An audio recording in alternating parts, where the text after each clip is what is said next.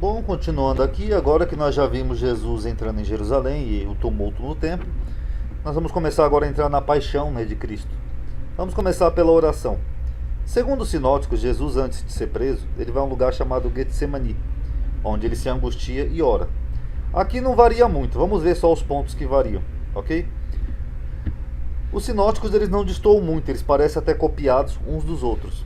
Só Lucas acrescenta que um anjo fortalecia e que o seu suor era como gotas de sangue. Está aqui em Lucas, ó. Lucas acrescenta que um anjo apareceu para Jesus e fortalecia enquanto ele estava lá orando, angustiado, e que o seu suor era como gotas de sangue. Só que aqui, segundo as narrativas dos três evangelistas sinóticos, Jesus ele pega três apóstolos apenas, Pedro, Tiago e João, que eram os filhos de Zebedeu, e ele se afasta e manda eles ficarem vigiando e orando. E aí Jesus fica lá orando sozinho, onde ele diz algumas palavras, três vezes, Ele fala: Pai, que seja feita a tua vontade, não a minha, porque ele estava angustiado, porque ele ia ser preso e morto. E quando Jesus volta, ele encontra eles dormindo, três vezes. É estranho, que Jesus manda eles vigiar e orar, mas não dá uma hora eles estão dormindo. E aí fica uma outra pergunta, Quem testemunhou essa oração de Jesus aqui? Porque ele foi sozinho orar. Os apóstolos se afastaram.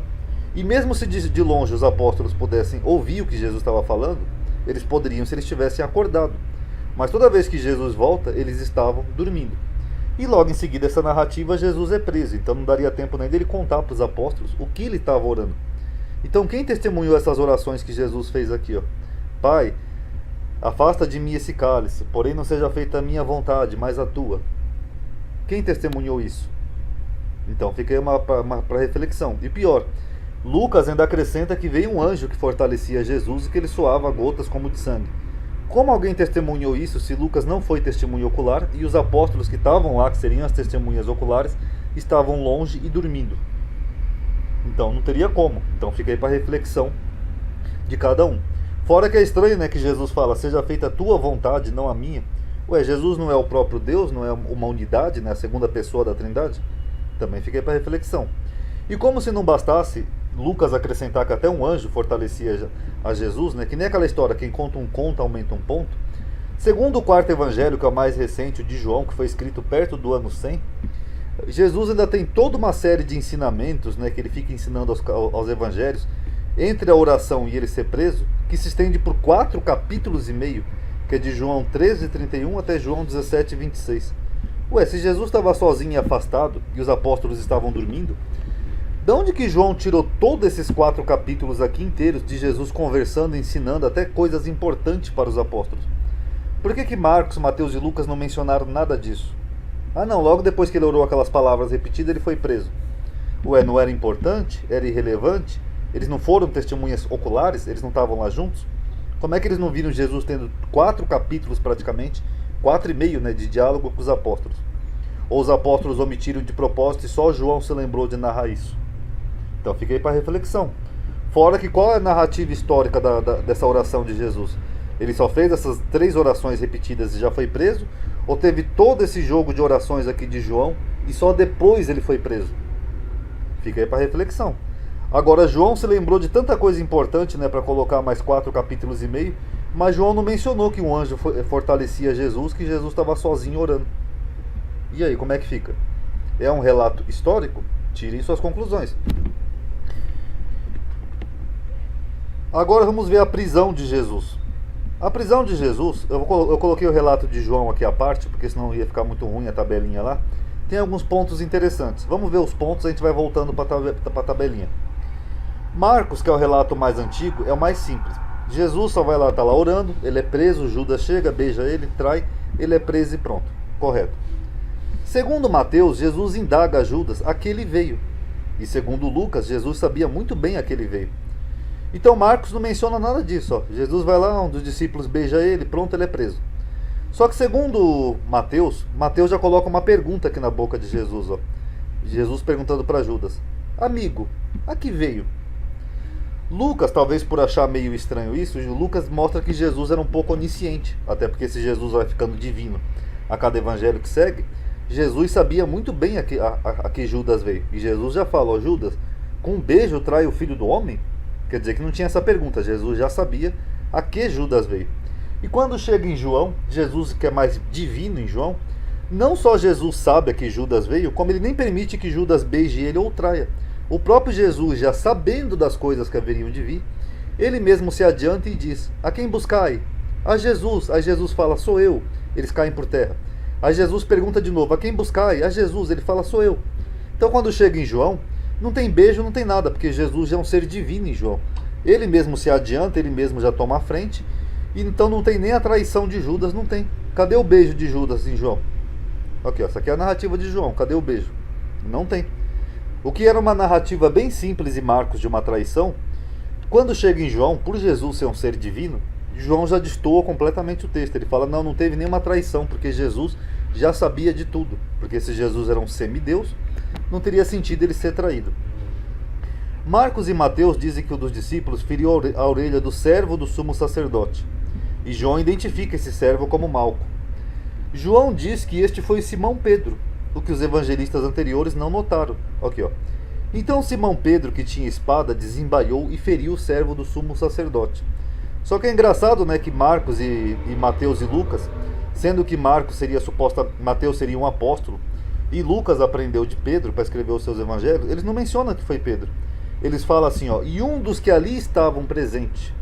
Segundo Mateus também, ó, um dos que estavam ali presente. E segundo Lucas, um deles, mas eles não identificam. Já João, que é o mais recente dos evangelhos, ele identifica como Pedro. Da onde que João concluiu que foi Pedro que cortou a orelha do sumo sacerdote? E por que os outros três anteriores não notaram que foi Pedro, sendo que Pedro era o apóstolo mais importante? Então fica aí para cada um tirar suas conclusões. Marcos omite qualquer repreensão da atitude de Jesus. Jesus não xinga, não briga, não fala nada. Já Mateus e Lucas corrigem, né, e diz que Jesus repreendeu os apóstolos, né? Não pode fazer isso porque tem que se cumprir as escrituras. Por que eles corrigem? Porque eles viram que pegou mal. O cara vai lá, corta a orelha de um soldado e Jesus não faz nada, segundo Marcos, que é o mais antigo. Aí Lucas tenta dar uma corrigida além dos outros e fala que Jesus curou a orelha do apóstolo. Foi lá e colocou de novo, porque senão ficaria um relato muito grosseiro. Aqui, ó, segundo Marcos, alguém corta, não é nem Pedro, alguém corta a orelha do servo do sumo sacerdote e Jesus não repreende essa atitude. Segundo Mateus, ele diz que Jesus repreendeu, ó, embanhe a tua bainha, porque todos os que lançarem mão da espada, a espada morrerão. Ou você pensa que eu não poderia orar agora ao meu pai e ele não me daria mais 12 legiões de anjos? Essa correção de Mateus também é estranha, né? Porque se Jesus pudesse orar agora para o pai dele, ele já estava orando para o pai dele, angustiado, suando sangue, e mesmo assim também ele não pediu nada disso. E Lucas, tendo para ir um pouco mais além, Lucas omite essa repreensão aqui de Mateus, e ele dá uma corrigida, dá uma melhorada no texto. Jesus foi lá e cortou a orelha de novo, pronto. Aí evita essa explicação aqui constrangedora, né, complicada. Pronto, Jesus foi lá e curou de novo a orelha do servo. E João não, João mantém uma repreensão, ó, põe a espada na bainha. Não beberei eu do cálice que o pai me deu? Pronto, só uma repreensãozinha boba. Mas vocês notaram que Marcos omitiu tudo isso, que é o mais antigo, e os outros tentam dar pelo menos uma repreensão ou uma solução para essa atitude grosseira do apóstolo que cortou a orelha de Jesus? E João omite a fala de que Jesus questionando por que lhe prenderam naquele momento, mesmo tendo escrito uns 4 capítulos inteiros de fala de Jesus. Talvez porque não faria sentido, né, uma traição e uma identificação com beijo, se o próprio Jesus disse que estava com eles o tempo todo. E Lucas tenta dar uma explicação, né, dizendo que era a hora das trevas. Eu vou explicar para vocês. Segundo Marcos, Jesus fala essa frase aqui, ó: todos os dias estava convosco no templo ensinando e vocês vieram me prender agora. O que significa isso, Ronaldo? Significa que não precisaria Judas trair Jesus com beijo para identificar Jesus. Inclusive Marcos menciona que foi um sinal de identificação, ó, eu vou dar um sinal, aquele que eu beijar é este o Jesus. Se Jesus já estava o tempo todo no templo ensinando, para que os fariseus iam pagar 30 moedas para Judas identificar qual é Jesus, se todo mundo sabia quem é Jesus? Sendo que o próprio Jesus fala: eu estava com vocês o tempo todo e vocês vieram me prender agora? Não teria necessidade disso, entendeu? Então os outros evangelistas, eles tentam dar uma explicação para isso. Por que Jesus foi preso naquele momento, se todo mundo já sabia quem era ele? Ah, não, mas era para se cumprir as escrituras dos profetas, segundo Mateus. Segundo Lucas, deixa eu ver aqui, Lucas omitiu essa parte. Ele nem colocou essa frase de Marcos. porque ele viu que não ia fazer sentido nenhum. Então Mateus dá uma explicação e Lucas omite essa frase de Jesus. E aí quando chega em João, não tem nada disso. É o próprio é o próprio Jesus que se entrega. João já vai mais além e omite até a traição de Judas. E aí, como é que fica essas confusõezinhas aí, pessoal? É um relato histórico? Foram testemunhas oculares que escreveram isso? Por que tem essas discrepâncias nos relatos das pessoas? Por que o evangelho de João destoa completamente dos outros? Por que Mateus e Lucas fazem correções no relato de Marcos, que é o mais antigo? Porque um tomou o outro como base. E quando chega em João, ele já dá a sua própria visão, a sua própria interpretação dos fatos. Então tirem aí, analisem e tirem suas próprias conclusões, ok? Paz a todos.